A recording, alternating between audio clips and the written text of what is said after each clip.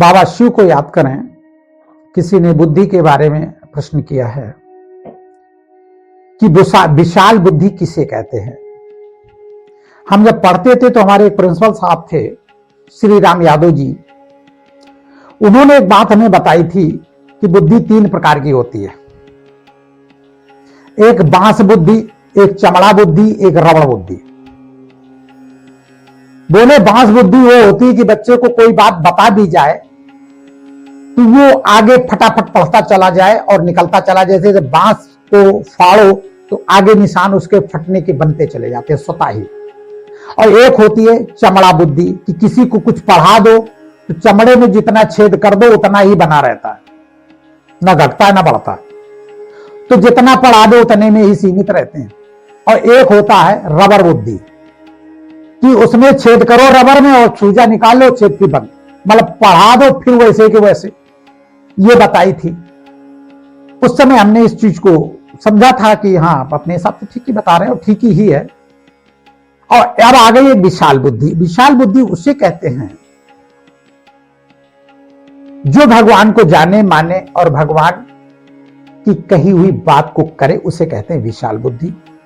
और जो व्यक्ति संसारिक व्यवहार कर्म और लक्षणों में फंस जाता है उसको कहते हैं विनाश बुद्धि। विशाल बुद्धि उसे कहते हैं जो अध्यात्म की ओर जाए।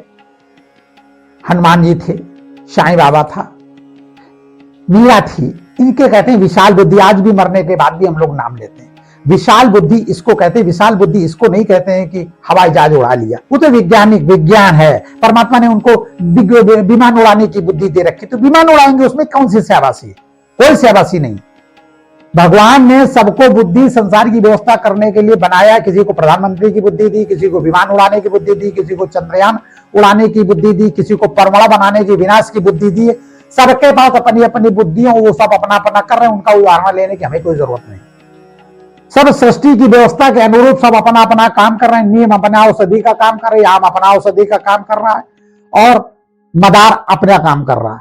हर जहर वाले वृक्ष जहर का काम कर रहे हैं और पालन पोषण करने वाले पौधे पालन पोषण का काम कर रहे हैं। ये सब व्यवस्थित व्यवस्था, उन पर विचार करने की आवश्यकता नहीं है। विशाल बुद्धि वही है जो अपने आप को संभाल ले जाए, परमात्मा भरोसे ले जाए, परमात्मा पर बलिहार हो जाए और अपने बच्चे और परिवार को बलिहार कर दे और परमात्मा भरोसे पूरा परिवार आनंद से जीवन जिए, चैन की बंसी बजे, उसको कहते हैं विशाल बुद्धि। और दुनिया में घूस लपेट और लैनारी बेईमानी जो करते हैं उनको विशाल बुद्धि नहीं कहते, उनको होशियार नहीं कहते, होशियार ही कहते हैं। जो कई जन्मों तक अपना जीवन सफल कर जाए उनको होशियार कहते हैं।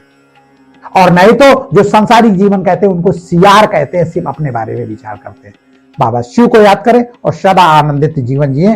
विशाल बुद्धि की परिभाषा सिर्फ इतनी है और यही विश्व की सबसे बड़ी बुद्धि बाबा शिव।